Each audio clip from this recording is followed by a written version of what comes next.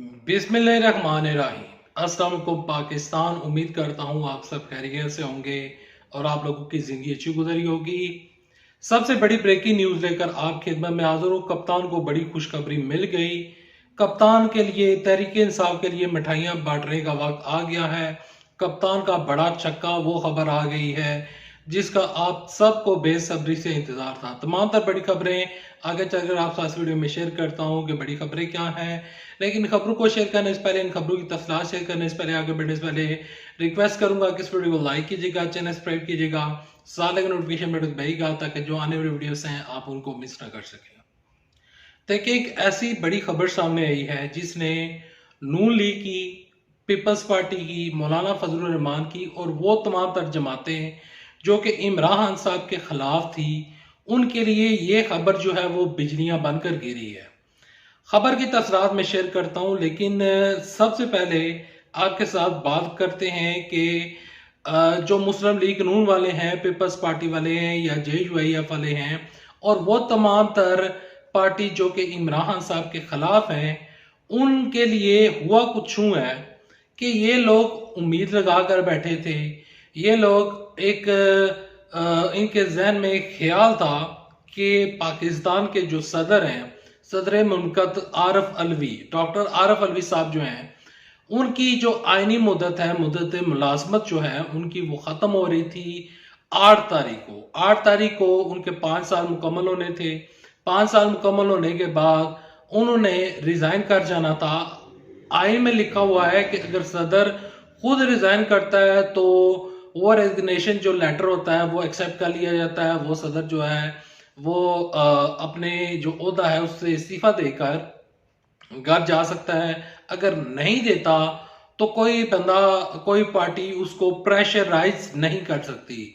जब तक नई असेंबली नहीं आती, 90 दिन के अंदर इंतखाबात नहीं होते या फिर जनवरी फरवरी तक इंतखाबात नहीं होते, जब तक नई असेंबली नहीं आती तो जो मर्जी बंदा सदर हो, सदर आरफ अलवी हो, बिलफर्ज सदर मौलाना फजलुर रहमान हो, जो कि इन फजलुर रहमान साहब की जो है वो ख्वाहिश है कि वो किसी तरीके से पाकिस्तान के सदर बन जाए, लेकिन अभी तक वो ख्वाहिश पूरी नहीं हुई।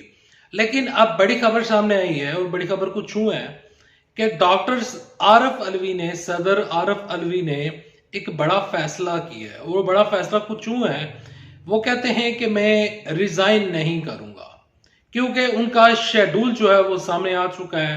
जो उनकी मसरूफियात हैं, 16 तारीख को जो नए चीफ जस्टिस हैं, जस्टिस काजी फाइज ईसा, जस्टिस काजी फाइज ईसा का हलफ भी वही लेंगे और उनकी जो आइंदा जितनी भी मसरूफियात हैं उनका शेड्यूल जो है वो फाइनलाइज कर दिए गए। मीडिया पर यह खबर चल रही है, लेकिन ये खबर बहुत बुरे तरीके के साथ मुतासर कर रही है मुस्लिम लीग नून को, पीपल्स पार्टी को और JUIF को।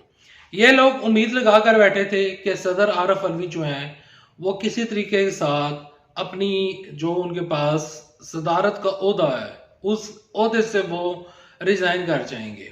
लेकिन सदर आरफ अलवी ने इनकी उम्मीदों के ऊपर पानी फेर दिया है और सदर आरफ अलवी साहब जो हैं वो कह सकते हैं कि वो इस टाइम रहेंगे और सदर आरफ अलवी साहब जो हैं वो अपनी जो आईनी मुद्दत है, आईनी मुद्दत खत्म होने के बाद भी वो इस सीट के ऊपर, इस मनसब को वो मजीद कंटिन्यू करेंगे।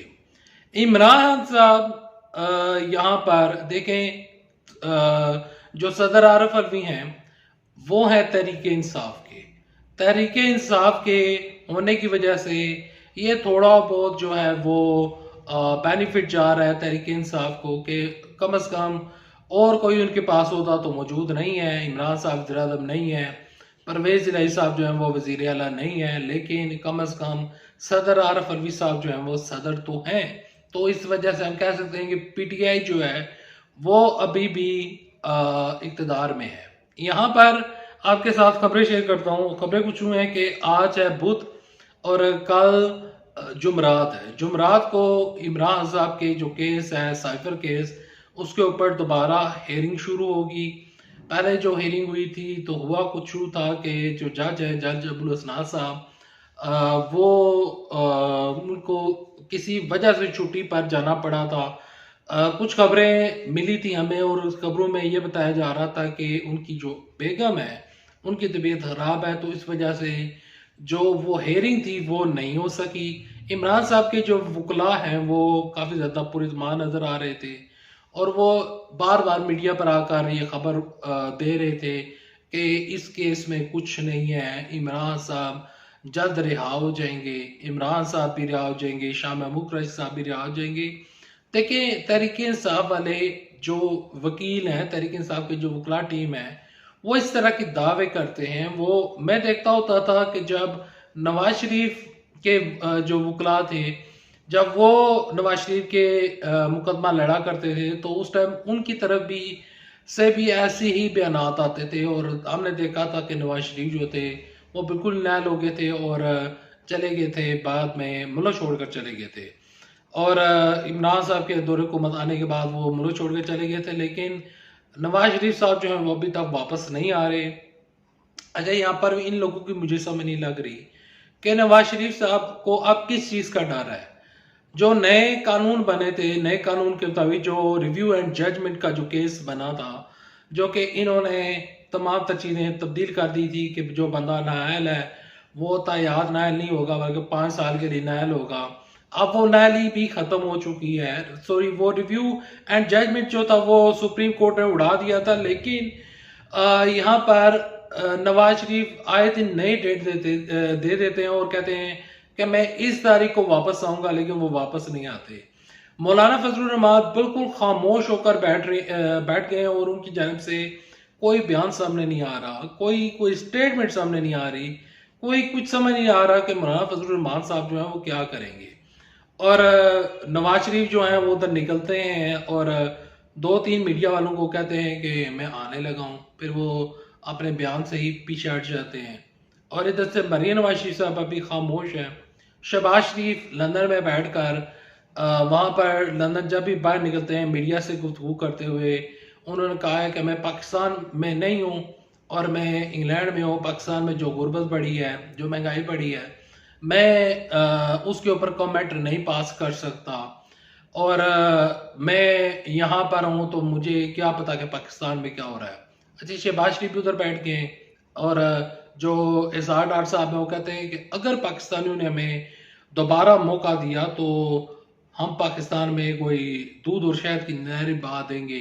और उधर से अता तारड़ साहब जो हैं और जो राना सनाउल्लाह साहब हैं और ये ख्वाजा असद साहब जो हैं वो कह रहे हैं कि जल्द से जल्द शहबाज शरीफ को पाकिस्तान आना चाहिए, इजहार डार साहब को वापस आना चाहिए। मेरी नज़र में ये लोग वापस नहीं आएंगे। मैं जितना भी सियासत को देख रहा हूँ, जितना भी मैं एक एक चीज़ के ऊपर नज़र रखे हुआ हूँ, तो मुझे लग ऐसे रहा है कि मुस्लिम लीग नून जो है वो 2024 में भी इलेक्शन हो जाते हैं तो ये लोग उस टाइम भी इलेक्शन के लिए तैयार नहीं है, क्योंकि आवाम जो है वो इन लोगों को वोट नहीं डालेगी। यहाँ पर इन लोगों ने जो पाकिस्तान के 16 माह पाकिस्तान में इन लोगों ने जो 16 माह हुकूमत की, ये तमाम तर चीज़ें जो हैं वो इनको इलेक्शन में मुतासर कर सकती हैं और दूसरी पार्टीज को फ़ायदा हो सकता है, तहरीक इंसाफ को फ़ायदा हो सकता है।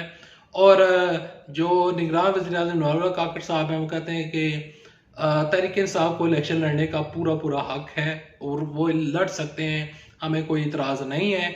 और यहाँ पर जो इलेक्शन होगा, इलेक्शन में ये तमाम तर चीज़ें जो हैं महंगाई, गुर्बत, बेरोज़गारी इन लोगों को मुतासर करेगी, इन लोगों की जो सियासी कुव्वत है उसको मुतासर करेगी। और इवन के मैं यहाँ पर एक इंकशाफ करके इस वीडियो का इख्तिताम करना चाहूँगा कि आज़ाद उम्मीदवार हो सकता है ज़्यादा सीटें निकाल जाएं, लेकिन मुस्लिम लीग नून और पीपल्स पार्टी इतनी सीटें नहीं निकाल सकेगी। अल्लाह हाफिज़। पाकिस्तान जिंदाबाद, अफवाज पाकिस्तान जिंदाबाद, पाकिस्तान पाइंदाबाद।